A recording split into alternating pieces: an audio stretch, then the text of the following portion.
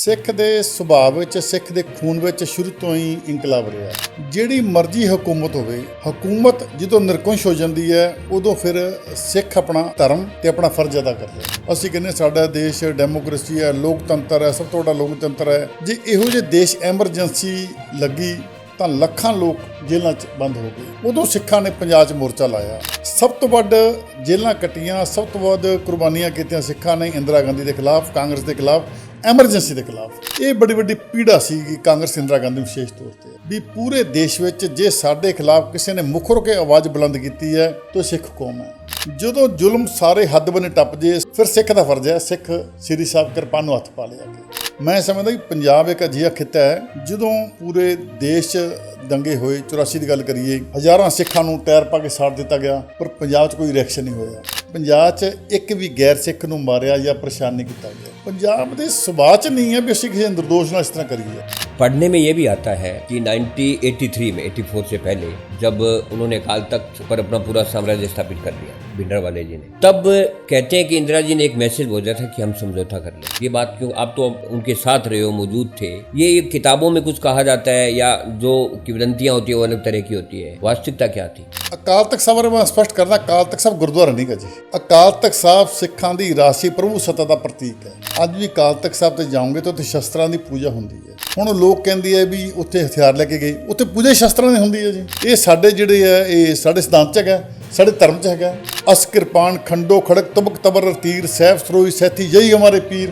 पढ़ने में ये भी आता है कि अकाली दल और संत भिंडरावाले इनके बीच में मतभेद भी रहे और एक समय 82 के आसपास ऐसा भी आया जब ये कांग्रेस के खिलाफ एक हुए। जो उनका मोर्चा लगा था वो बाबा अठारा सिंह और भाई अमरीक सिंह की गिरफ्तारी के विरोध में मोर्चा लगा था, जिसे बाद में धर्मयुद्ध मोर्चे का नाम दिया गया। धर्मयुद्ध मोर्चे में 4-5 मेन मुख्य मांगे थी। एक मांग थी पंजाब को ज़्यादा अधिकार दिए जाएँ, स्टेटों को ज़्यादा अधिकार दिए जाएँ। उसमें क्या था भी सेंट्रल गवर्नमेंट करेंसी अपने पास रखे, रेलवे अपने पास रखे, डॉक्टर अपने पास रखे, डिफेंस अपने पास रखे और बाकी जो अधिकार हैं वो स्टेट को मिलना चाहिए। इन मांगों को ये हवा बनाया गया कांग्रेस की तरफ से, ये खालिस्तान की मांग कर रहे हैं, जबकि आज यही मांग हर स्टेट कर रही है। आज एक स्टेट ने एक फैक्ट्री लगानी है, इंडस्ट्री लगानी है, तो सेंटर के मुंह की तरफ देखता है भी जगह स्टेट की, लेबर स्टेट की, पैसा स्टेट का, तो परमिशन सेंटर से क्यों लगे जी? सेंटर किस बात की उसमें हिस्सेदारी मांगता है सेंटर? तो ये राइट थे और इस बात को खालिस्तान बनाकर, मुद्दा बना के खालिस्तान मांग रहे हैं, ये पेश किया गया, जबकि उस वक्त खालिस्तान जैसी कोई बात नहीं। जो खालिस्तान की अलग मांग की बात चलती है, क्या वो सिरे से खारिज बात है क्या?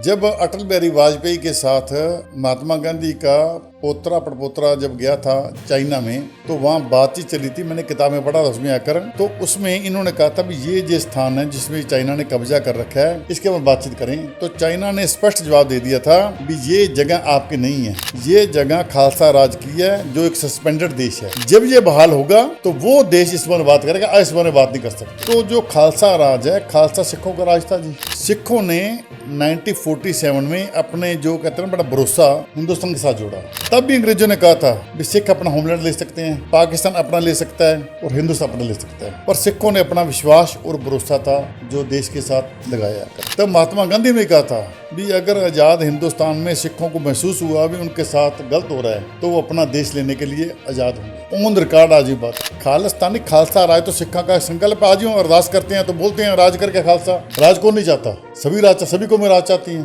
तो राज करना, राज की बात करना, खालसा राज का संकल्प लेना कोई गुनाह थोड़ी है। आज देश में हिंदू राष्ट्र की बात चल रही है, बात कर रहे हैं ना जाकर। नागा वाले वो अपने नागालैंड की बात, अलग देश की बात करते हैं, मिजो भी करते रहे यहाँ कर। सुप्रीम कोर्ट की भी रूलिंग है कि डेमोक्रेटिक वे में अगर आप अलग राज्य के बात करते हो तो ये कोई अपराध नहीं है। हाँ, उस राज्य की प्राप्ति के लिए अगर वायलेंस करते हो तो अपराध है। तो ये खालिस्तान का तब मुद्दा नहीं था, सिर्फ एक बहुत बड़े वोट बैंक को इकट्ठा करने के लिए ये मुद्दा बनाया गया और ऑपरेशन ब्लू स्टार किया गया ताकि एक बड़ा वोट बैंक इकट्ठा किया जा सके। चाहे कांग्रेस हो चाहे बीजेपी हो, चेहरे बदलते हैं, नेचर वही रहता है। हाँ, कहते हैं ना नई बोतल में पुरानी शराब, इनकी पॉलिसी वही रहती हैं। जो कांग्रेस ने पॉलिसी खेली, आज बीजेपी वही पॉलिसी खेल रही है। आज देश में क्या हो रहा है? हिंदू, मुसलमान, पाकिस्तान, सिख, खालिस्तान, ये मुद्दे चल रहे हैं। विकास की बात कौन कर रहा है? भले 84 वाला हुआ हो या 2002 में गोधरा वाला हुआ हो, कोई भी सभ्य समाज इनको बढ़िया नहीं बताता और था भी नहीं।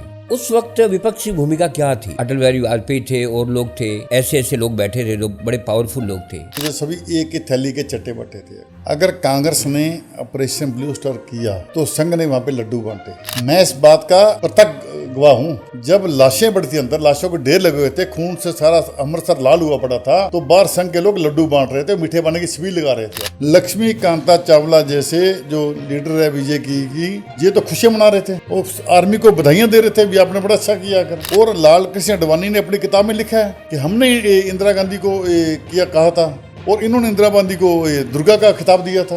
हाँ, इसमें कोई दाग नहीं भी जस्टिस वीएम तारकुंडे, जॉर्ज फर्नांडीज, मधु दंडवते, रामविलास पासवान, तो ये कुछ शख्सियतें थी जिन्होंने सिखों के हक में आवाज बुलंद की। तो उसके लिए सिख हमेशा ऋणी है लोगों के आकर।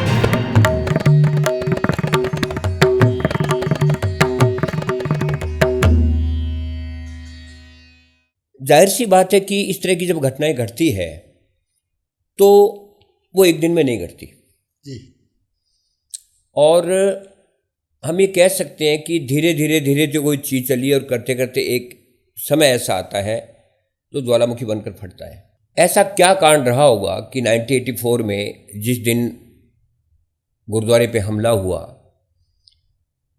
और आप उस वक्त मौजूद थे, हमने ये भी पढ़ा कि आप उस वक्त दमदमी टकसाल के अनुयायी थे जिसके भिंडरावाला जी के नेतृत्व में वह काम कर रहा था, वो उनके प्रमुख थे और उनके गनमैन भी आप रहे जी। तो जाहिर सी बात है ऐसी शख्सियत कि आप नज़दीक रहे हो तो उनको बेहतर जानते हो आप। क्या वजह रही कि आते आते 1984 हुआ? सुभाष जी, एक गल मैं स्पष्ट दसा भी सिख का जिहड़ा सुभाਅ है ना जी, सिख के सुभाਅ विच, सिख के खून विच शुरू तो ही इंकलाब रहा। बाबर दे समकाली सीगे गुरु नानक साहब। बाबर ते बाबे की दी लड़ाई अज तक जारी है। जिहड़ी मर्जी हुकूमत होवे, हुकूमत जदों निरकुंश हो जाती है उदों फिर सिख अपना धर्म ते अपना फर्ज अदा करता है।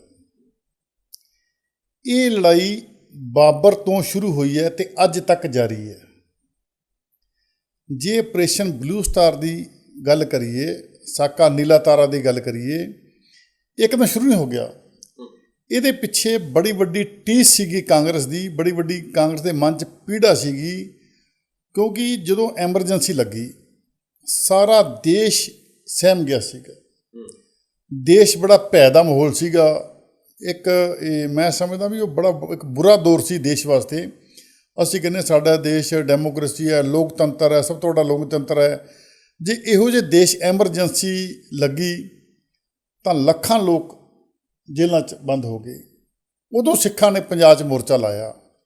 सब तो वध जेलों कट्टियां, सब तो वध कुर्बानियां कीतियां सिखां ने इंदिरा गांधी के खिलाफ, कांग्रेस के खिलाफ, एमरजेंसी के खिलाफ।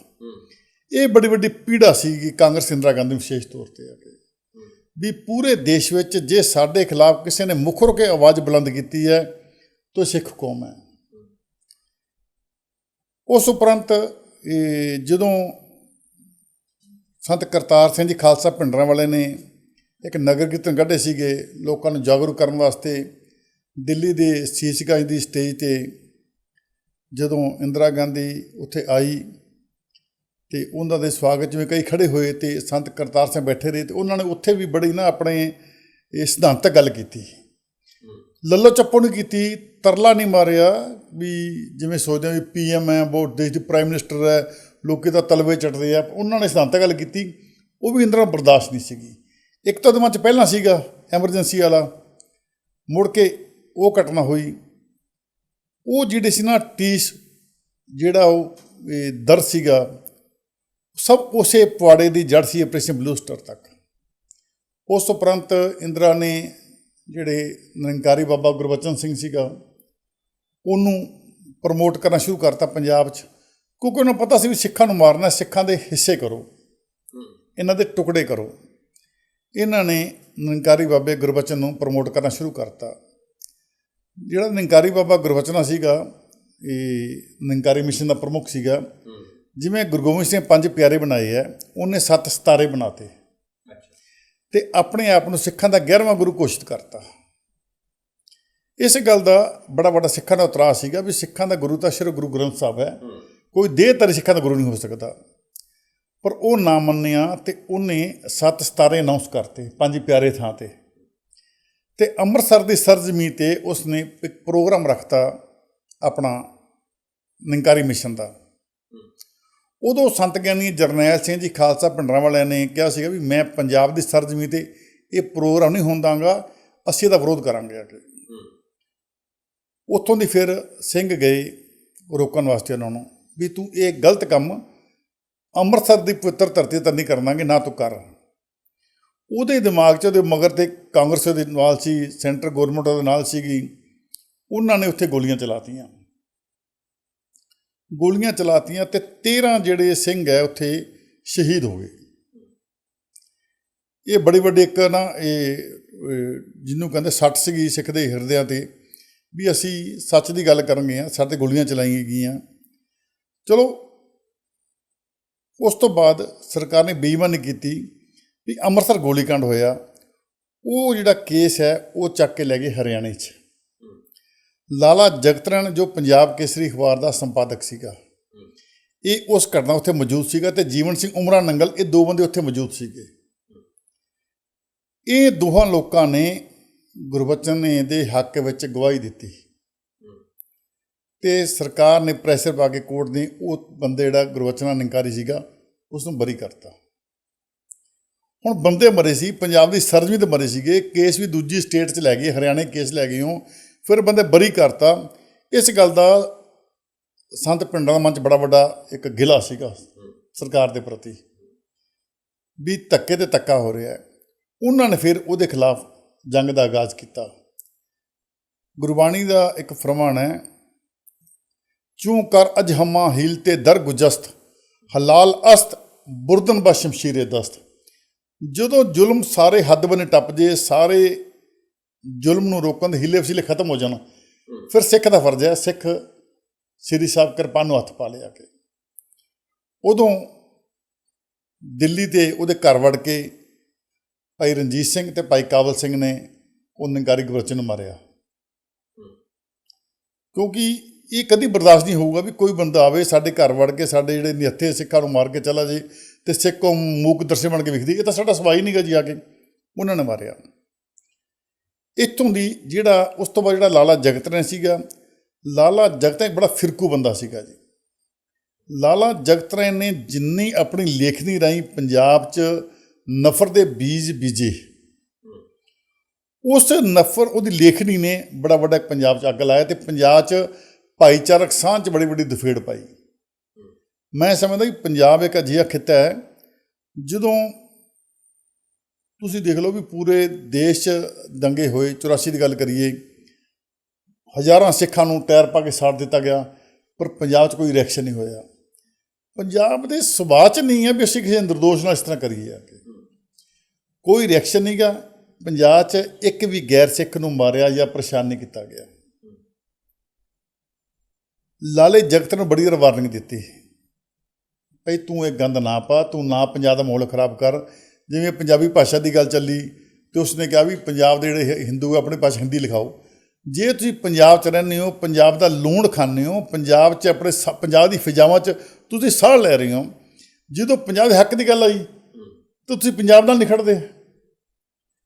ਉਸ ਤੋਂ ਇਹ ਫਿਰ ਲਾਲਾ ਜਗਤ ਰਾਏ ਨੂੰ ਵੀ ਕਤਲ ਕੀਤਾ ਗਿਆ ਉਹਦੀ ਕਰਤੂਤਾਂ ਕਰਕੇ।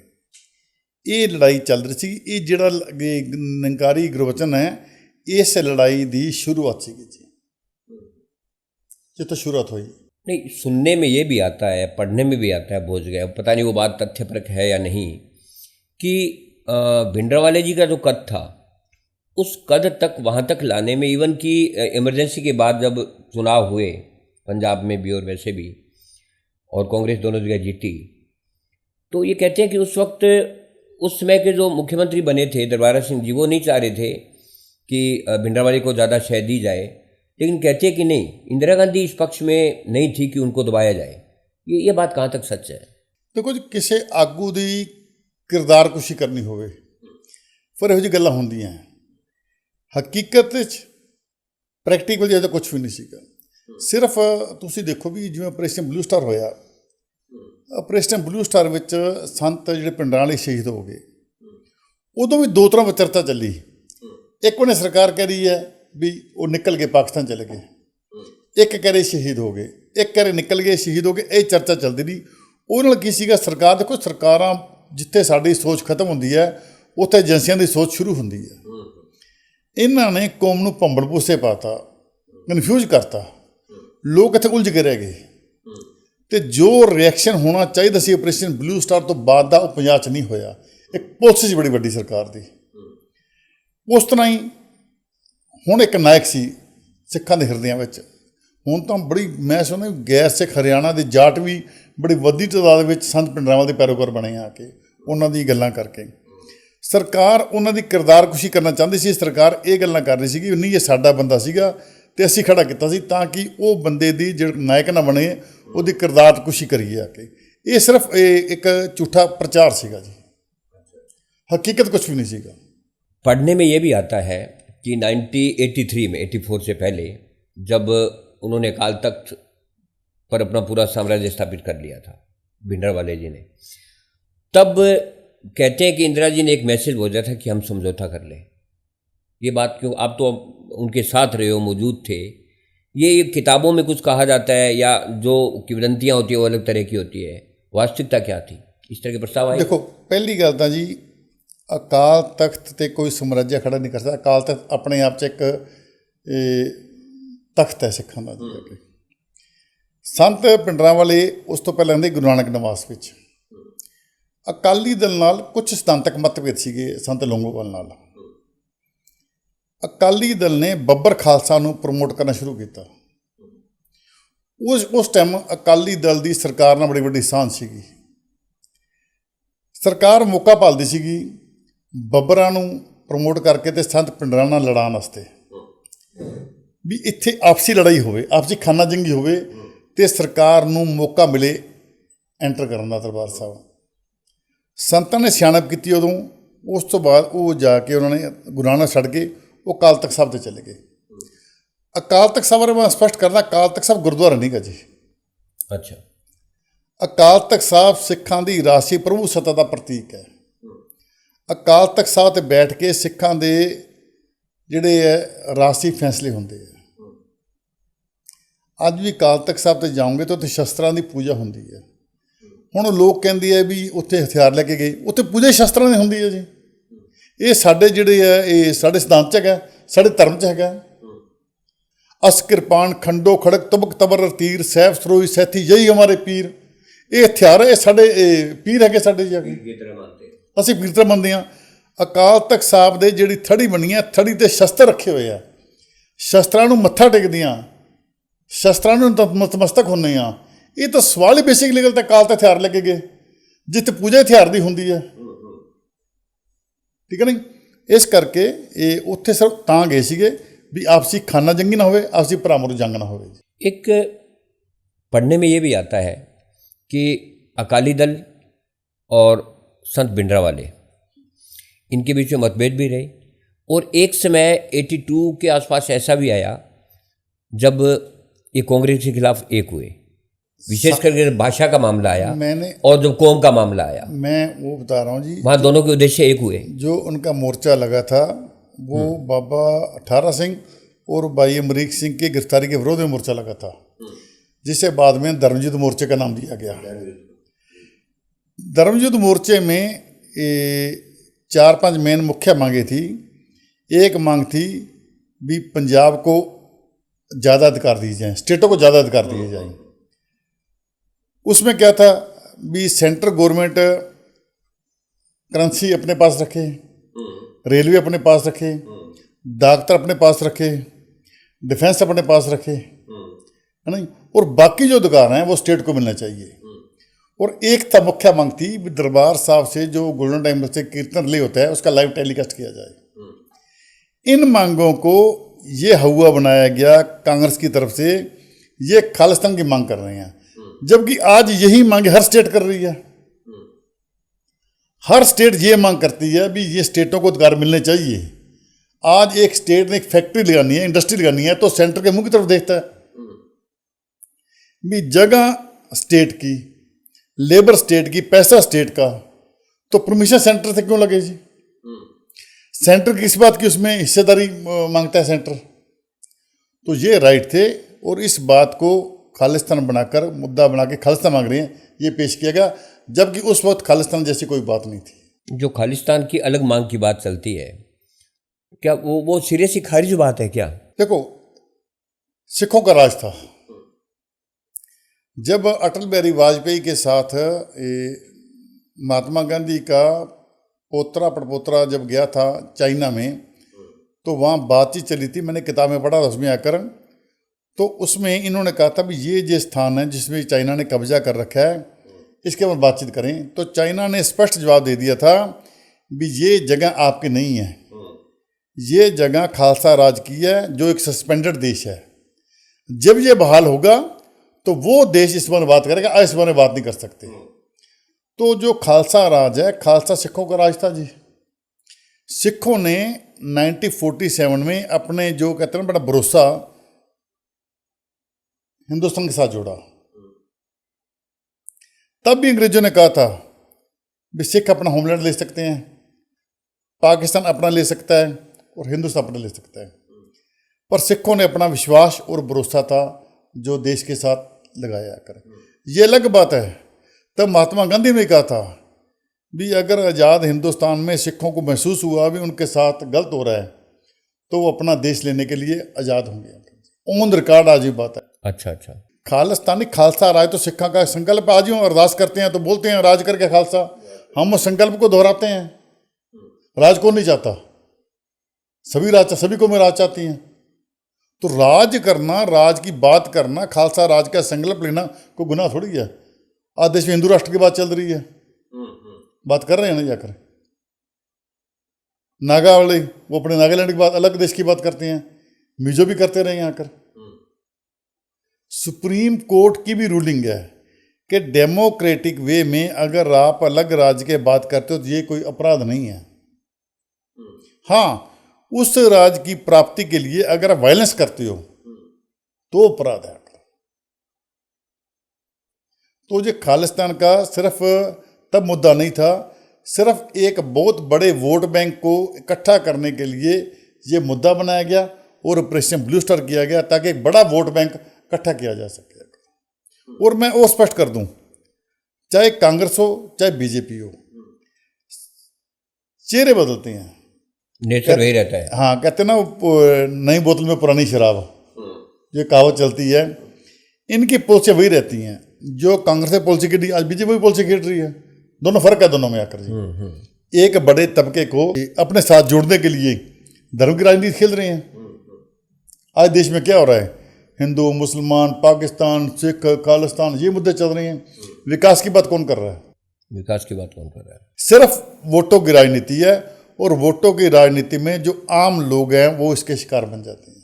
टीमा जी, अभी हम देश में देखते हैं कि 1984, मैंने पहले शुरुआत में भी कहा था कि ये जो 2-3 वाक़यात देश में हुए, भले वो 1947 वाला हुआ हो, भले 84 वाला हुआ हो, या 2002 में गोधरा वाला हुआ हो, कोई भी सभ्य समाज इनको बढ़िया नहीं बताता और था भी नहीं जी। लेकिन और विपक्ष विशेष करके 84 को शुरू से लेकर आज तक समय समय पे कांग्रेस को दोष देता है और इंदिरा गांधी को दोष देता है। उस वक्त विपक्ष की भूमिका क्या थी? आप तो चीज़ों के सामने रहे हैं। अटल बिहारी वाजपेयी थे और लोग थे, बाकी विपक्ष में ऐसे ऐसे लोग बैठे थे जो बड़े पावरफुल लोग थे। मतलब उनकी क्या थी कि इसके विरोध में थे या मतलब मूक सहमति थी या क्या था? संघ की बात करें तो ये सभी एक ही थैली के चट्टे बट्टे थे। अगर कांग्रेस ने ऑपरेशन ब्लू स्टार किया तो संघ ने वहां पे लड्डू बांटे। मैं इस बात का प्रत्यक्ष गवाह हूं। जब लाशें बढ़ी थी अंदर, लाशों के ढेर लगे हुए थे, खून से सारा अमृतसर लाल हुआ पड़ा था, तो बाहर संघ के लोग लड्डू बांट रहे थे, मीठे पानी की छबील लगा रहे थे। अगर लक्ष्मी जो हुआ उसके लिए उसी दरमियान लक्ष्मी कांता चावला जैसे जो लीडर है बीजेपी की, ये तो खुशियां मना रहे थे, वो आर्मी को बधाइयां दे रहे थे भी आपने बड़ा अच्छा किया कर। और लाल कृष्ण अडवाणी ने अपनी किताब में लिखा है कि हमने इंदिरा गांधी को किया कहा था, और इन्होंने इंदिरा गांधी को दुर्गा का खिताब दिया था पाकिस्तान वाले टाइम ना ब्लू स्टार के टाइम। अच्छा, तब भी कहा था उन्होंने आकर। अच्छा, तब रिपीट करी थी बात। ये बार रिपीट की थी आकर, और खुद मानते हैं भी हमने इसको कहा था इंदिरा को अटैक करने के लिए। तो दोनों की सोचो फर्क क्या है, एक पीछे काम करे, फ्रंट पे काम कर रहा है। तो सिखों के लिए दोनों पार्टी एक सी हैं। हाँ, इसमें कोई दर नहीं भाई, जस्टिस वीएम तारकुंडे, जॉर्ज फर्नांडीज, मधु दंडवते, रामविलास पासवान, तो ये कुछ शख्सियतें थी जिन्होंने सिखों के हक में आवाज़ बुलंद की, जिन्होंने उस वक्त इस हमारे दर्द को अपना दर्द मानकर हमारा साथ दिया। तो उसके लिए सिख हमेशा ऋणी हैं लोगों के आकर। एक चीज़ ये पढ़ने में आती है, मैं कोई किताब पे स्टडी कर रहा था, उसमें कहते हैं कि जो कुलदीप नैयर बहुत बड़े पत्रकार थे, जैसे मैंने शुरू में कहा था कि भिंडरावाले जी का जो उठाव हुआ भारतीय राजनीति में या सिख कौम में, तो ये लिखते हैं कि उनकी एक किताब है ट्रेजेडी ऑफ पंजाब, उसमें वो बड़े तफसील से उन्हें बयान किया है कि पंजाब की कमान संजय लाहिरी के हाथ में थी उस वक्त बड़ी बड़ी, और उसके साथ साथ जो परंपरागत सिख धड़ा अकाली दल के समर्थन में था। ऐसे में उनका सुझाव था कि किसी ऐसे व्यक्ति को अकाली दल के सामने खड़ी किया जाए जो सिखों पे खासी पकड़ रखता हो, और ऐसे सुझाव पंजाब के मुख्यमंत्री ज्ञानी उस वक्त जैल सिंह ने भी दिया। ऐसे व्यक्ति की तलाश में भिंडरावाले पर आकर वो तलाश खत्म हुई, और उस तरह से भिंडरावाले जी का एक अलग तरह से जन्म हुआ। इस बात पे आपकी क्या सहमति है? मैं कह रहा हूँ जी, को भिंडरावाले को बाहर से नहीं आए, को पाकिस्तान चल के नहीं आए थे, वो हमारे देश के ही वसनीक थे। हाँ, देश के ही थे, देश में से शुरू से ही वो दमदमी टकसाल में रहते थे, दमदमी टकसाल में सेवा करते थे। पहले मुखी बाबा दीप सिंह जी से थे, ठीक है ना जी। और ये जो पीढ़ी है, गद्दी चलती आ रही थी। संत करतार सिंह खालसा भंडारा की डेथ हो गई, उनसे पहले ज्ञानी गुरबचन सिंह जी खालसा भंडारावाले थे। करतार सिंह बाद संत ज्ञानी जरनैल सिंह खालसा भंडारावाले बन गए। तो बाहर वाली बात नहीं है, वो तो एक चल रहा था, जो वहाँ सेवा करता था। वो सबसे बड़ी बात है, या तो किसी को प्रमोट किया गया हो, या कोई ठीक है भी वो लायक नहीं था और पीछे उठा के सरकार ने सेटिंग कर पेश कर दिया हो। एक स्वर में उनका चुनाव हुआ था आकर संत जरनैल सिंह खालसा भंडारावाले का। तो मैं फिर कह रहा हूँ, सिर्फ ये क्या है भी, देखो कुलदीप नैयर भले आदमी थे, सिखों का बड़ी जगह साथ भी दिया इन्होंने। अगर कहीं ना कहीं सरकारी प्रेशर में ये लोग आते थे, और आकर ऐसे शख्सियतों की किरदार कुशी करने के लिए ये बातें लिखी गई हैं। आप देखो एक बात, ऑपरेशन ब्लू स्टार हुआ। ऑपरेशन ब्लू स्टार में जो तब 7 बजे खबरें आती दिल्ली दूरदर्शन पर, एक सूर्या मैगजीन था, तब बड़ी खबरें छपी भी, पाकिस्तान अगर ना करते तो ये खालिस्तान बन जाता। गोल्डन टेम्पल के अंदर से एक सुरंग जाती है, सुरंग पाकिस्तान जाती थी। ये सवाल भी है मेरे पास, है ना जी। और गोल्डन टेम्पल के नीचे बेसमेंट था, बोरा तहखाना था, तहखाने में प्रेग्नेंट औरतें निकली, नंगी औरतें थी। कहाँ गई बातें सारी, कहाँ गई सुरंग, कहाँ कुछ किया आकर। सिर्फ एक, मैं फिर कह रहा हूँ, कौम को बदनाम करने के लिए। तब हमारे पास कोई साधन नहीं थे, जो दिल्ली दूरदर्शन बोलता था वही लोग सुनते थे। पूरे दिन में 7 बजे 7:30 तक खबरें आती थी, तो पूरा देश सुनता था। वो तो टीवी था चैनल, वो सरकार के अंडर था। अब तो मेरे पास मोबाइल है, जो मर्जी में लाइव करता हूँ, हर चीज़ सामने आती है। तब ऐसा कुछ भी नहीं था। जितना झूठ परोसा गया उस दरमियान अपनी इस ब्लू स्टार को सच का साबित करने के लिए, जितना झूठ परोसा कर, पर क्योंकि लोग आत्मक तौर पर जज्बातों के साथ उस से जुड़े थे, गोल्डन टेम्पल से सब सामने आ गया। आज हर आदमी कंडेम कर रहा है। आज किसी को ले लो आप, नो डाउट, कोई आप ले लो, बीजेपी ले लो, कांग्रेस ले लो, कम्युनिस्ट पार्टी ले लो, सीपीआई ले लो, सीपीएम ले लो, तृणमूल ले लो, है ना, आरएलडी ले लो, समाजवादी पार्टी ले लो, सभी कंडेम कर रहे हैं। कोई समय था सभी सही करार दे रहे थे आकर। हाँ, ये भी एक सवाल है, आप सही कह रहे हो। मैंने भी पहले 2 बार अपनी बात में कहा कि इस तरह की चीज़ को कोई सभ्य व्यक्ति है वो समर्थन नहीं करेगा इसका।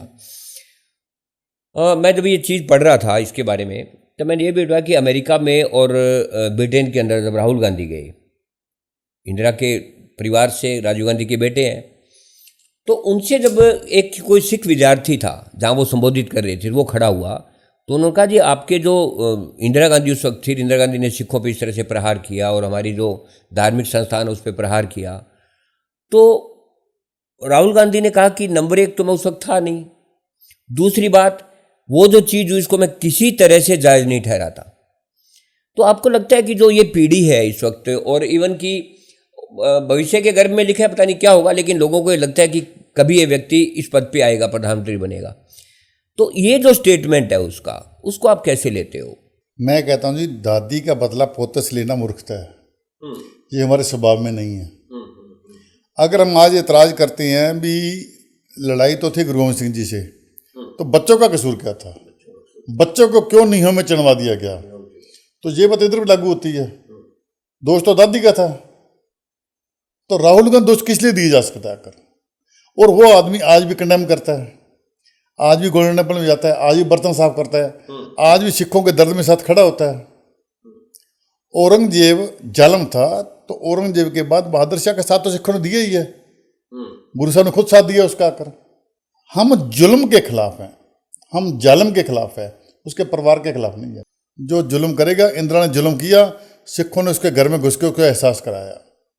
जनरल वैद्या ने किया हमला दरबार साहब में, और जनरल वैद्या को घर में घुस के एहसास कराया। बेअंत सिंह ने निर्दोषों को, लोगों को कत्ल किया, झूठे मुकाबले में मारा, सिखों ने उसके घर में घुस के एहसास कराया। ये हम जब पता लगे ना हमारी कौम को भी नहीं, हमें कोई इंसाफ नहीं मिल रहा और जुल्म हद से ज़्यादा बढ़ रहा है, तो फिर वो अपने हथी अपना आपे का सवारिये, अपना काम खुद हाथ में लेते हैं और इंसाफ करते हैं। मैं चाहता हूँ ये इंसाफ खुद नहीं होना चाहिए, सरकारें कोर्टें इंसाफ करें, ताकि लोगों को ये नौबत ना आए भी खुद हथियार उठाने पड़े। लोग बागी क्यों बनते हैं? जब पता लगता है भी हाँ भी इससे कुछ इंसाफ नहीं मिल रहा, कोर्टें खामोश हो गई हैं, सरकारें हमारे पक्ष में नहीं हैं, हमारे खिलाफ चल रही हैं, और हमारी नस्लकुशी हो रही है, तो लोग हथियार उठाते हैं। तो फिर मैं कहता हूँ ऐसी बातें नहीं होनी चाहिए, पर मजबूरी ये काम कराती है। और इस बात पर हमें सोच नहीं है, इस बात में फ़ख्र और मान महसूस करते हैं भी हमारे कौम के जो योद्धे थे शूरवीर, उन्होंने कौम के उज्ज्वल भविष्य के लिए, कौम की पनीरी को बचाने के लिए, कौम के नस्ल को बचाने के लिए इतने कठोर फैसले लिए। कि वो समय की मांग थी आपके हिसाब से? समय की मांग थी, बिल्कुल समय थी। एक अभी आपने कहा कि कौमों से, मतलब पीछे जो उनके वंशज है उनसे बदले नहीं लिए जाते। जी जी। अभी जो इंदिरा गांधी के हत्यारे थे उनमें से एक का बेटा अभी सांसद चुन गया, सर्वजीत सिंह, है ना, सर्वजीत सिंह।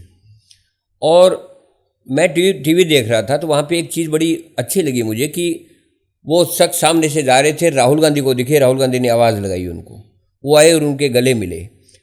तो आप ये बात मुझे कहते हुए बड़ी भावुकता होती है कि एक व्यक्ति मारने वालों में था, एक व्यक्ति मरने वालों में था, उन दोनों के वंशज सामने खड़े थे, और वो इस तरह से मिलना, ऐसे दृश्यों को आप कैसे देखते हो? मैं तो पहले कह रहा हूँ भी हमारी लड़ाई तो जालिम के खिलाफ है। जालिम के परिवार से लड़ाई नहीं है हमारी यहाँ कर। हम तो अव्वल अल्लाह नूर उपाया कुदरत के सब बंदे के असूल पर चलते हैं आकर। जालिम को, उसके परिवार को अलग अलग संबंध में देखना चाहिए आकर। तो अच्छी बात है, मैं तो समझता हूँ बड़ी बात है भी उसने फराक दिली दिखाई राहुल गांधी ने, और सर्वजीत वाले तो सर्वजीत ने भी अच्छा रिस्पॉन्स दिया, बड़ी बात है भी। ना तो तब उनका सर्वजीत का दोष था, तो राहुल गांधी का दोष था। बेअंत सिंह ने अपने कौम के स्वाभिमान के लिए उसने इंदिरा को मारा, एक वाजिब बात थी। जब आप हजारों लोगों का, निर्दोष लोगों का खून बहाते हो तो उसकी सजा तो मिलती है, आज नहीं कल। पर गुरबानी है, कहती है हैकर कर से हैकर पाया, यहाँ करो यहीं भुगतोगे आकर, उसी की मतलब उसे सजा मिली आकर। तो बढ़िया है राहुल गांधी का जी, अच्छी बात है। उसने सोचा, जैसे अब उसने जब राजस्थान में क्या पूरे इंडिया में सिखों के कड़े कृपान दस्तारें उतारी जा रही थी परीक्षा के नाम पर, तो राहुल गांधी फिर भी आवाज बुलंद की। उसने कहा नहीं, देश में गलत हो रहा है, तो हमने इसका समर्थन किया, अच्छी बात है, बोल रहा है जी। तो ये जो बयान है, ये संबंध है, ये देश में एक सुखामा माहौल पैदा करते हैं। जब उस सारे प्रकरण के बाद में, इंदिरा गांधी की हत्या के बाद में, राजीव गांधी प्रधानमंत्री बने थे, और तब उन्होंने एक वाक्य कहा था, वो बाद में आज तक बड़ा कंडेम किया जाता है उसको, कि जब कोई बड़ा पेड़ गिरता है तो धरती हिलती है। मतलब उसको एक मायने तो ये निकाले गए कि भाई दो 2-2.5-3 हज़ार लोग मरे, उसके मायने नहीं है, कोई खास बात नहीं है।